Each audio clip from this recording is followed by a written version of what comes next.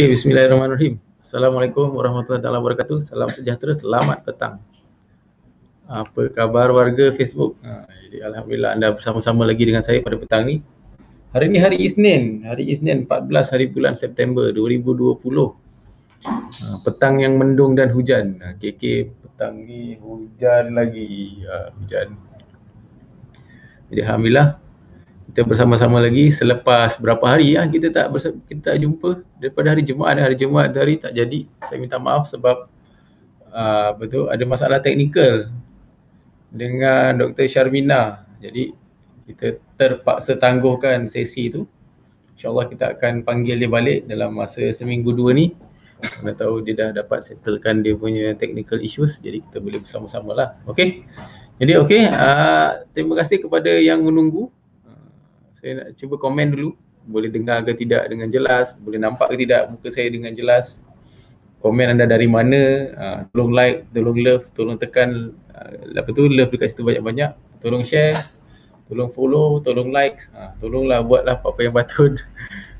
Untuk kita sama-sama berkongsi manfaat, berkongsi ilmu, berkongsi maklumat tentang masalah kesihatan lah yang selalu kita jumpa. Untuk anda yang first time nampak saya pada petang ni, nama saya Dr. Ruhaizat bin Daud dari Klinik Sabah, Kota Kinabalu. Kepakaran saya ialah membantu kaum lelaki dewasa dan kanak-kanak untuk bersunat dengan selesa, cepat dan selamat bagi mendapatkan burung yang sihat, bersih dan menjadi idaman wanita. Saya juga adalah doktor perubatan keluarga yang membantu pasangan yang masih lagi belum mendapat anak untuk membuat pemeriksaan awal kesuburan sebelum saya rujuk mereka untuk berjumpa dengan doktor pakar kesuburan di hospital swasta ataupun hospital kerajaan. Jadi petang ni saya nak cerita, kita back to basics lah sebenarnya. Saya belum pernah sentuh pasal basal body temperature ni. Sebab apa? Basal body temperature ni dia, kita cakap bukan sukar, tetapi kadang-kadang dia tak berapa accurate lah, sebab untuk mengukur suhu badan seseorang manusia itu ada banyak faktor. Ada banyak faktor luaran, faktor dalaman yang mana boleh ganggu bacaan kita punya suhu. Bukan apa, sebab sekarang kalau kita perasan kan, kita pergi mana-mana tempat di Malaysia ni, tak kira lah mana kedai ke, mana restoran ke, mesti ada temperature kan. Ada temperature, sama ada yang automatic punya ataupun dia orang pakai yang gun tembak tu. Jadi saya terfikir mungkin ini adalah satu benda yang sudah jadi kebiasaan, iaitu anda dan termometer tu kita cakap dah rapat. Cuma kita nak gunakan ilmu yang kita ada pasal termometer dan suhu badan tu supaya kita boleh tahu bilakah waktunya kita subur. Jadi hari ni saya nak share yang itu. Jadi saya kat sini cuba komen dulu, tengok yang dah berada sama dengan saya pada petang ni. Ferin Liza, selamat petang. Waalaikumsalam. Selamat pagi. Ferin, dah petang lah ni. Jam 4 sudah ni. Noi Norizan, waalaikumsalam. Rafidah, Angela, Ampalam, Mamicha, selamat petang. Okey. Jadi petang ni kita discuss pasal basal body temperature. Sebelum saya discuss pasal basal body temperature, kita nak kena tahu ada beberapa basics tentang suhu badan seseorang manusia. Suhu badan seseorang manusia supaya kita boleh tahu bilakah waktunya yang kita rasa yang kita tu ada ovulasi berlaku. Ovulasi berlaku maksudnya ada telur dihasilkan lah. Sekarang ni untuk mereka yang nak bercadang untuk mendapat anak, dan nak gunakan, sebenarnya ada banyak cara untuk kita check macam mana kita boleh tahu bilakah waktu subur kita. So salah satu cara untuk kita check sama ada kita subur atau tidak ialah dengan check kita punya suhu badan basal atau basal body temperature. Basal body temperature ni atas maklumat yang kita tahu bahawa apabila ovulasi berlaku, yang ini fakta. Apabila ovulasi berlaku, telur dihasilkan, maksudnya ovum tu keluar daripada kita punya ovari, ada corpus luteum jadi, hormon progesteron akan dihasilkan.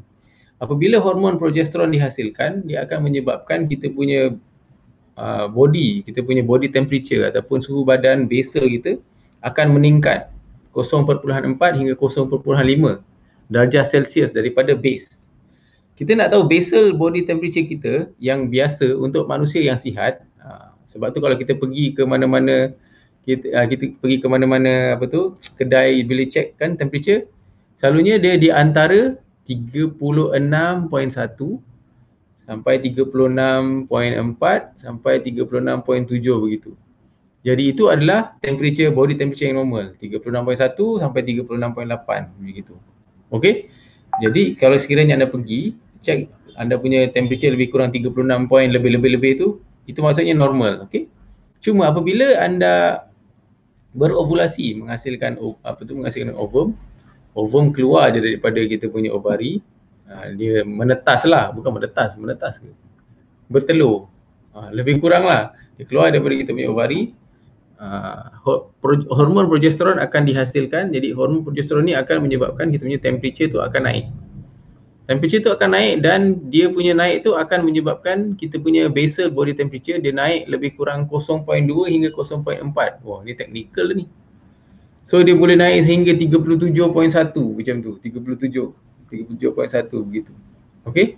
Jadi sekiranya jadi untuk anda tahu, untuk anda check anda punya basal body temperature ni, anda perlu kena ada termometer sendiri. Termometer sendiri dan bukan termometer yang tembak tu ataupun termometer yang automatik tu, bukan. Kena pergi ke farmasi, cari termometer yang untuk letak di bawah lidah tu. Yang letak di bawah lidah, dan lebih bagus pakai yang digital. Digital termometer untuk diletak bawah lidah, itu yang terbaik. Sebab kalau katakan digital termometer yang letak di bawah lidah tu, dia boleh detect sehingga perpuluhan, satu titik perpuluhan. So itu pun dah cukup bagus untuk check sama ada anda punya perubahan temperature tu kita boleh dapat atau tidak. Itu yang pertama. Okey. Yang kedua, kena ambil temperature ini pada waktu yang sama setiap hari. Contoh, katakan anda bangun awal pagi pukul 6 ataupun pukul 5. Sebelum anda bangun dari tidur, buka je mata. Yang bagusnya letak alarm lah, alarm pukul 5. Setiap hari kena ambil pada waktu yang sama. Pada pukul 5 pagi, letak alarm. Alarm tu on je, anda bangun. Terus ambil temperature, jangan dulu bangun daripada tidur, daripada katil. Terus letak temperature tu di bawah mulut. Untuk lebih kurang 1 minit, 2 minit sehingga dia punya ada bunyi beep lah, beep gitu. Sebab apa kena letak bawah lidah? Sebab itu adalah antara tempat yang paling accurate, yang paling tepat yang kita boleh dapat temperature badan kita. Tak di bawah lidah, jangan bangun dulu daripada tidur. Bila dah tip tu, nampak kan dia punya temperature tulis, okey, katakan 36.4. Ambil setiap hari, daripada hari pertama anda period, setiap hari pada hari yang berbeza tapi masa yang sama. Contoh pukul 5 pagi, mesti 5 pagi je. Dan sekurang-kurangnya anda kena tidur 5 jam, 4 hingga 5 jam. Maksudnya kalau keadaan anda tidur pukul 12.30 malam, kalau anda bangun pukul 5, pukul 6 tu, itu dah cukup bagus. Minimum quality sleep 5 jam. Ambil pada waktu yang sama setiap hari. Contoh dia 5 pagi. Jangan dulu anda bangun daripada katil, ambil dulu temperature dan catit. Sama ada catit, anda boleh plot graph atau sekarang ada apps. Ada banyak apps di dalam Google Play ataupun dalam Apple Store. Anda boleh plotkan anda punya temperature kat situ. Temperature 36.1, 36.4, 36.2, 36.3. Yang itu yang base, yang katakan baru lepas period lah. Selalunya baru lepas period ni dia punya temperature dia akan rendah. Sebab waktu ni hormon progesteron rendah, jadi temperature dia akan rendah. Dan apabila anda dah nak ovulasi, selalunya temperature tu akan drop sikit. Ovulasi berlaku, temperature tu akan naik. Jadi ini menunjukkan bahawa kalau katakan temperature tu sudah naik, sebenarnya ovulasi tu telah berlaku. Faham tak ni?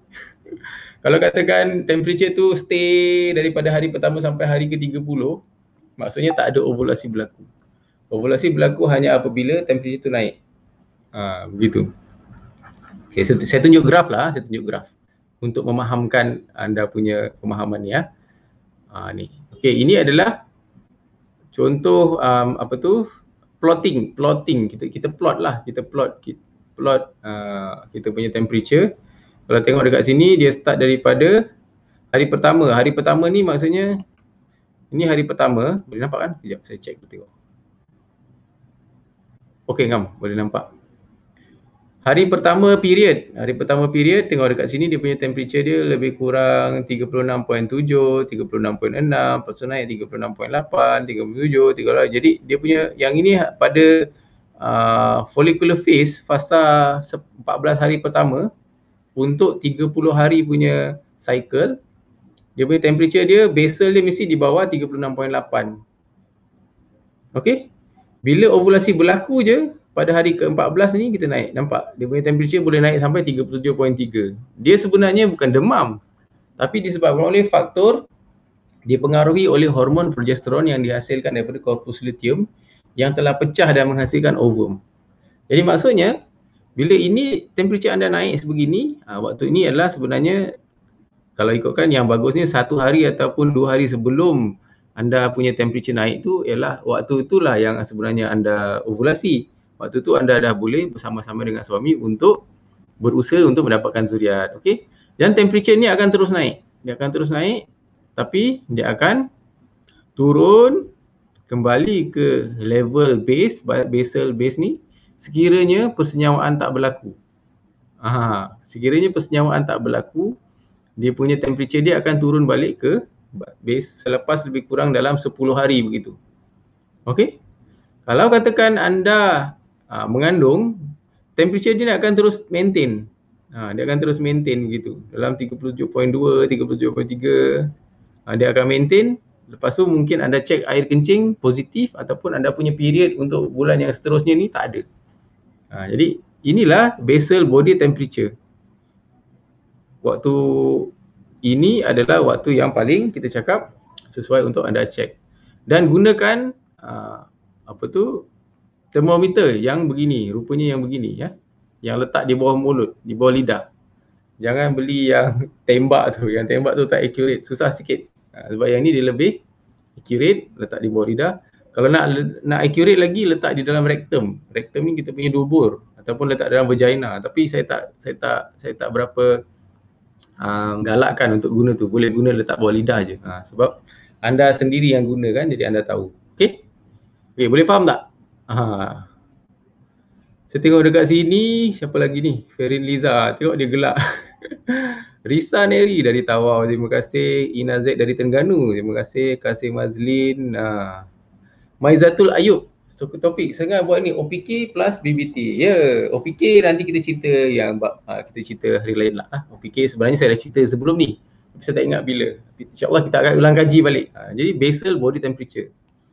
Okey, selamat petang Nur Hayati, Mindy, SPG. Salam Merdeka. Terima kasih Zila Zulaika. Fadlina Terah, kelebihan kami. Wah. Termometer jenaba apa yang terbaik? Saya tak ada connect dengan apa-apa brand, tapi pastikan yang termometer tu yang macam dalam gambar yang saya tunjuk tu. Yang ini. Sebab dia mesti yang elektroniknya yang lebih bagus, elektronik. Sebab yang mercury punya sekarang dah tak ada. Dan yang kedua, mercury punya susah sikit. Dan kadang-kadang dia mengambil masa hingga 5 minit, 3 minit untuk anda letak di bawah lidah. So, dia punya accuracy dia kurang. Dan mercury juga adalah bahaya. Jadi kita tak galakkan. Jadi cari termometer yang kita boleh guna untuk di bawah lidah sebegini ya. Yang ni yang paling sesuai. Maizatul, temperature letak bawah bantal. Sebab tidur dalam aircon. Wah, tidur dalam aircon Lirang, yang remove skin tag. Terima kasih puan kerana datang. Jadi harap luka cepat sembuh lah, luka cepat sembuh. Okey, terima kasih. Ferin, doktor kalau terlupa nak buat temperature tu macam mana? Contoh semalam dah buat, hari ni terlupa. Okey, kalau terlupa tinggal. Hari ni terlupa tak apa, so kena skip lah hari ni. Kena besok pagi punya, jangan lupa. Sebab tu selalunya temperature tu kena letak di bawah di sebelah katil. Kalau boleh handphone kan, sebelah handphone tu ada temperature. Mungkin anda gunakan handphone sebagai apa tu, alarm clock macam saya lah. Gunakan handphone sebagai alarm clock. Jadi bila dia on aja tu alarm kan, matikan alarm clock, ambil temperature, terus letak di bawah lidah. Jadi senang ingat.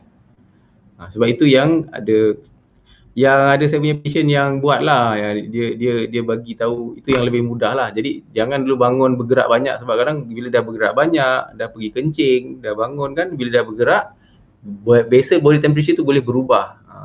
Contoh katakan anda demam, anda batuk semua, anda stres, tak cukup tidur, atau ada pengaruh alkohol. Jadi ini semua akan boleh mengganggu basal body temperature. Pastikan anda dapatkan rehat yang cukup. Kalau cek letak bawah lidah kiri, sampai bila-bila cek tempat yang sama, betul ke? Betul.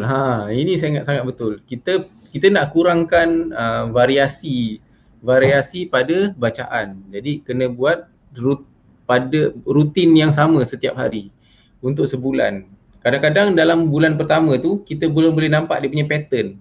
Mungkin kena tengok dalam 2 bulan atau 3 bulan baru kita boleh nampak pattern temperature tu berubah, ataupun ada dia punya pattern di mana dia punya curve naik tu kita boleh nampak pada hari keberapa. Kalau katakan anda punya anda punya cycle sampai 35 hari hingga 40 hari, kadang-kadang dia punya ovulation dia tu lewat sedikit. Mungkin hari ke-18, mungkin hari ke-19. Jadi anda akan nampak anda punya temperature tu akan naik sikit pada hari ke-18 dan 19. Saya bagi confirm ovulate pakai BBT sebab kadang-kadang OPK positif tapi suhu masih rendah. Okey. Selalunya betul. Kadang-kadang ada setengah wanita. Itulah saya cakap, basal body temperature ni dia bukan kita cakap absolute, dia bukan 100% correct. Kalau ikutkan kajian dia cuma 85-80% je dia punya ketepatan dia. Jadi ada lebih kurang 20% tu mungkin tak tepat. Jadi kadang-kadang betul. Ada juga orang wanita yang dia punya basal body temperature dia tak naik. Tapi bila dia buat OPK positif. Mungkin juga dia punya OPK tu lebih awal. Bila dia buat OPK, OPK ni dia detect sebelum anda ovulasi. Tetapi kalau basal body temperature dia detect selepas anda ovulasi. So boleh juga anda punya anda punya anda punya OPK positif tu disebabkan awal sehari ataupun awal 2 hari sebelum ovulasi tu berlaku. Zila, dia tanya letak bawah ketiak boleh ke tidak? Tak boleh. Bawah ketiak tak boleh sebab tak accurate. Kena letak di bawah lidah juga. Okey. Winnie, Wani Yahya Omran ada 2 decimal point. Ni lagi bagus, dia lebih accurate. Dia lebih tepat lah kalau ada 2 decimal point. Maksudnya ada 2 tempat perpuluhan, lebih tepat lah. Okey. Doktor, contoh saya cek OPK positif dan suhu badan tersebut 35.7 semakin naik pada hari seterusnya. Adakah itu saya berlaku ovulasi? Ya. Okey, yang ini soalan yang bagus Saya nak beritahu, saya ulang balik semula. OPK dia akan detect sehari ataupun 2 hari sebelum anda ovulasi. Itu OPK. Basal body temperature akan berubah sehari atau 2 hari selepas ovulation berlaku. Jadi contohnya sekiranya anda buat OPK positif tapi suhu masih rendah, mungkin ovulation tu akan berlaku. Dia belum berlaku lagi. Itu nak kena ingat. So kalau katakan memang boleh berlaku temperature tu rendah, dia lebih awal. Cuma itulah nak kena tahu juga yang sebenarnya yang basal body temperature kadang boleh dia boleh tidak naik. Dia boleh normal walaupun dia ada ovulasi. Boleh. Sebab itulah dalam kajian dia cakap dalam 80% je yang ketepatan dia. Tak tepat seeloknya bawah lidah. Betul macam tu. Terima kasih. Nur Hayati, kalau temperature sudah naik, kena BD setiap hari ke macam mana? BD? BD apa? BD saya tak pasti. Kalau temperature naik, okey. Temperature tu dia akan naik. Satu disebabkan oleh itulah faktor hormon progesteron, dan hormon progesteron ni akan maintain sehingga 10 hari hingga 14 hari. Lepas tu dia korpus luteum tu akan jumut, dia akan mati, jadi progesteron akan turun. Okey. Jadi bila temperature tu naik saja, waktu dia naik tu, waktu tu lah sebenarnya waktu anda subur. Cuma window ataupun period anda subur tu hanya lebih kurang dalam 1 atau 2 hari. 2 hari, 3 hari lah maksimum, sebab ovum tu dia hanya boleh hidup dalam 72 jam gitu. Dan sperma lelaki pun boleh hidup dalam 3 hari. Jadi diharapkan pada waktu tempoh yang 3-4 hari tu mereka boleh berjumpa dan bersenyawa. Syima Amal, Waalaikumsalam. JY Asmat. Okey. Itu baby dance. Oh, bersama. Oh, BD ni baby dance lah. Saya baru belajar hari ni. Ini istilah-istilah yang baru saya jumpa. Terima kasih. Baby dance lah saya tulis lah. Baby menari ya. Baby dance. Okay. Ya betul. Untuk bersama-sama sepatutnya dalam 2-3 hari lah. Waktu subur tu 2-3 hari. Maksudnya kalau macam yang ni kan. Maksudnya anda punya baby dance ialah pada hari ke-14. 14, 15, 16, 17, 18 lah sini. Ini yang paling subur. Okey? Okey, dapat sesuatu tak petang ni? Saya harap anda semua dapat sesuatu pada petang ni. Kita kembali kepada basics. Semua saya tak berapa tekankan, bukan tak berapa tekankan lah. Kita tak berapa promote sangat pasal basal body temperature ni, sebab dia ada banyak faktor luaran yang boleh mengganggu anda punya temperature. Contoh anda stres. Kalau katakan anda stres, boleh menyebabkan body temperature tu boleh haywire. Atau anda demam, anda batuk semua, atau anda tak cukup tidur pun boleh juga menyebabkan temperature berubah.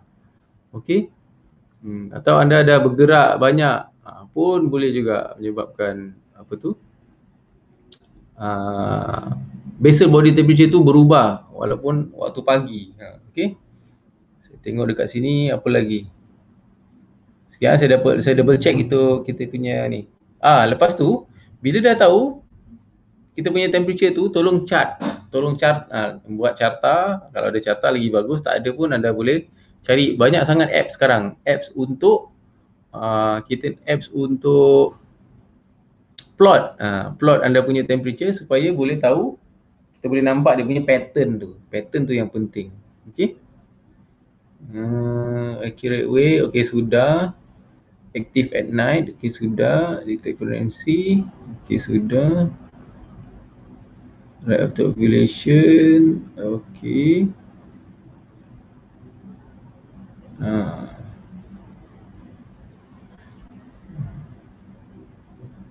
Alkohol, stres, okey lah. Kalau katakan anda juga kat sini dia cakap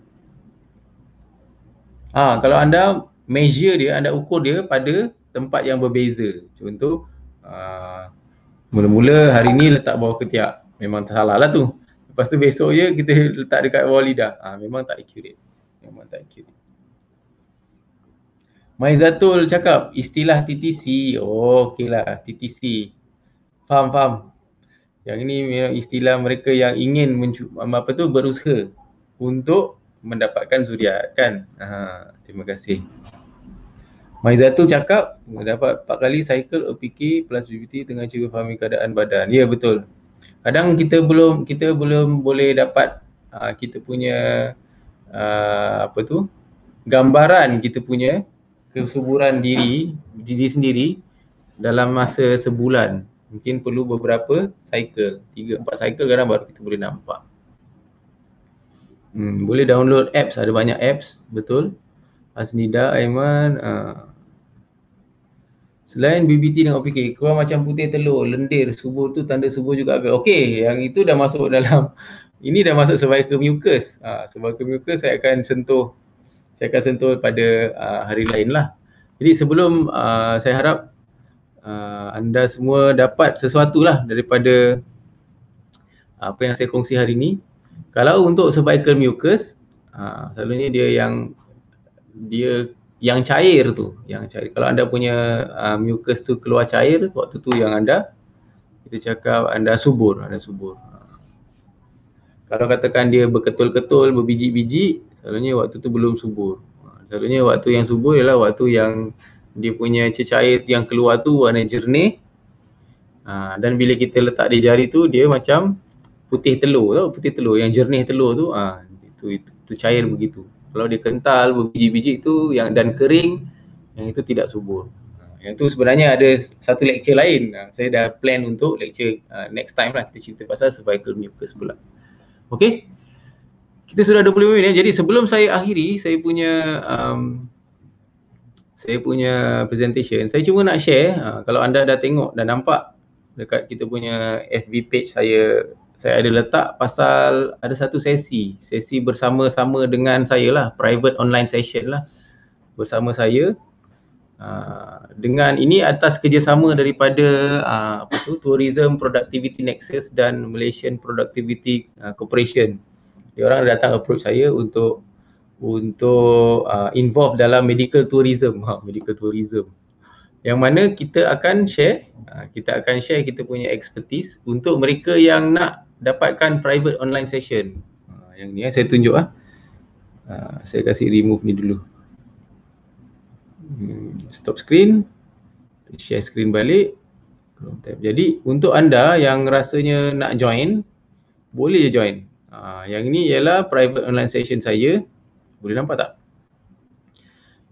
Dia suruh tulis, bukan dia suruh, ayalah dia lebih kurang lah tu. Dia suggest untuk saya tulis itu, now everyone can have a baby. Ini untuk anda yang mana pada waktu ni saya akan share 3 tips mudah bagaimana mengetahui status kesuburan suami isteri lah. Suami saya ada cerita 1 tips, isteri ada 2 tips. Ada beberapa tips lagi lah. Mungkin dalam sesi dalam 1 jam. Sesi dalam sejam, private online session pada hari Sabtu ni lah. Pada hari Sabtu ni 9.30 malam hingga 8.30 sampai 9.30.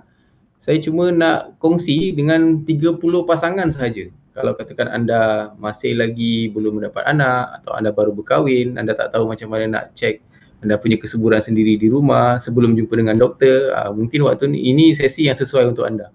Tapi kalau katakan anda dah berkali-kali buat pemeriksaan test di beberapa doktor pakar untuk kesuburan, mungkin tak berapa sesuai lah, sebab yang ini lebih kepada basic lah, basic di mana kita nak tahu pasal anda punya kesuburan ni. 3 tips ni bagaimana kesuburan anda suami isteri yang memang rasa macam kalau tak ada idea, yang ini at least saya sharekan idea untuk mereka pasangan, satu pasangan ada sedikit payment lah, RM30. RM30 untuk pasangan anda dan pasangan, bukan satu orang RM30, satu pasangan RM30. Sebab apa? Ini kita cakap private session, mungkin kita gunakan platform Zoom ataupun Go to meeting, saya tak tahu. Yang ini semua atas inisiatif diorang, jadi diorang akan sediakan platform. Saya akan share hanya terhad kepada 30 orang. Kalau katakan anda rasa anda akan dapat sesuatu daripada sesi ini, boleh isi borang. Sekejap saya akan sharekan dia punya link di bawah ni nanti. Untuk anda yang mahu, anda boleh